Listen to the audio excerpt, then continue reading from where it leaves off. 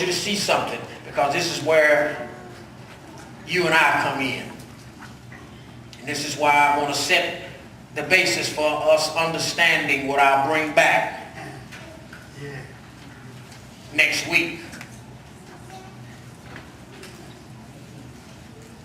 Then the hand of the Lord, look at verse 46. Then the hand of the Lord came upon Elijah, and he girded up his loins and ran ahead of Ahab to the entrance of Jezreel. Now, Elijah just got through, you really can say, embarrassing Ahab. He exposed the fraudulence. He exposed that Baal was not God. The 450 prophets have failed. They have not proven that their God is God. They are not dead. And Elijah is now telling him, rush home. It's getting ready to rain real hard. Would you not have thought that Ahab would have said, well, come on, Elijah, get in the chariot with me and let's ride together? He did not. He did not offer Elijah a ride. From Mount Carmel to Jezreel was about 15 to 20 plus miles that they had to travel. It's getting ready to rain real hard.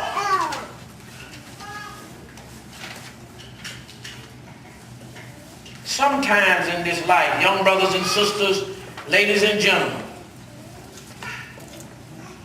you ain't got nobody to help you run this race in life but God. Nobody ain't offering you any help or assistance, and they could, but for whatever reason they don't. Now the reason why Ahab did not help Elijah was because, turn over a page, chapter 21. Look at verse 20.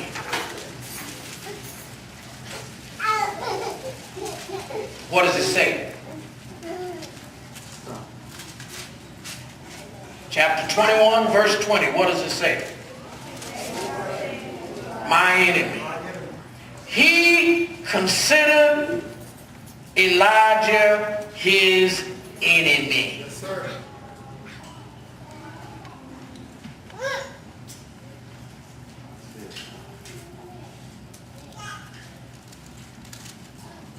So he wasn't going to even give him a ride. Although Ahab had just told him, you get on in now. Elijah had done Ahab a favor. Yes, sir. Yeah. How many of you know that you can help a person and they still don't like you?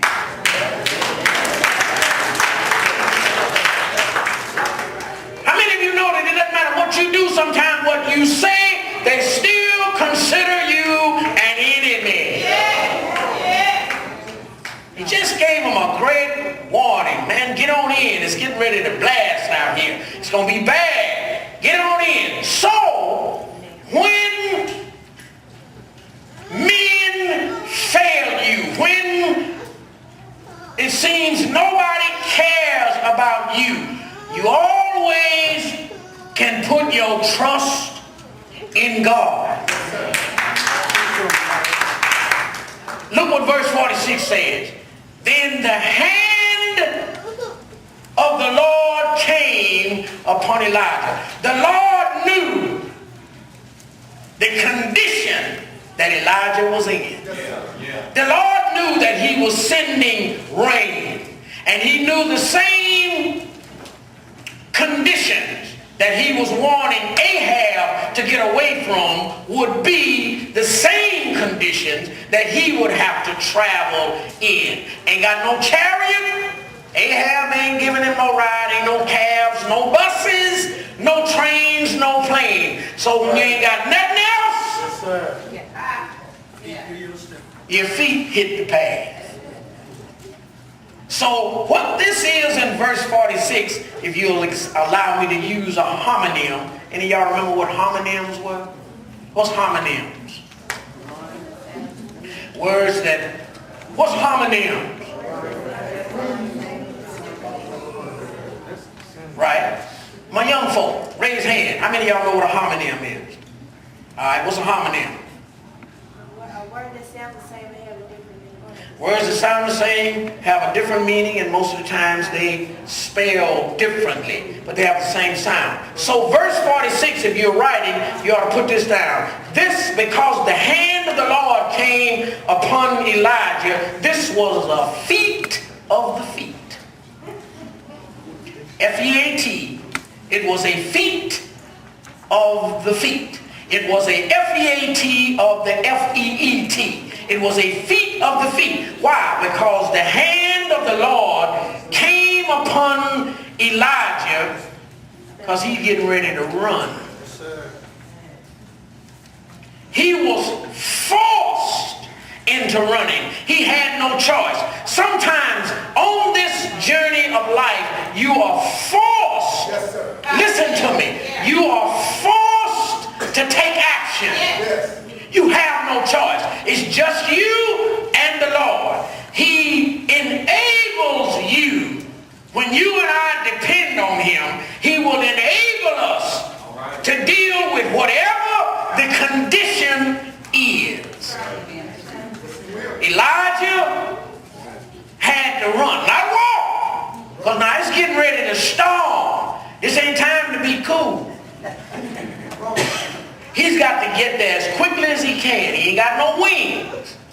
So now he's got to run.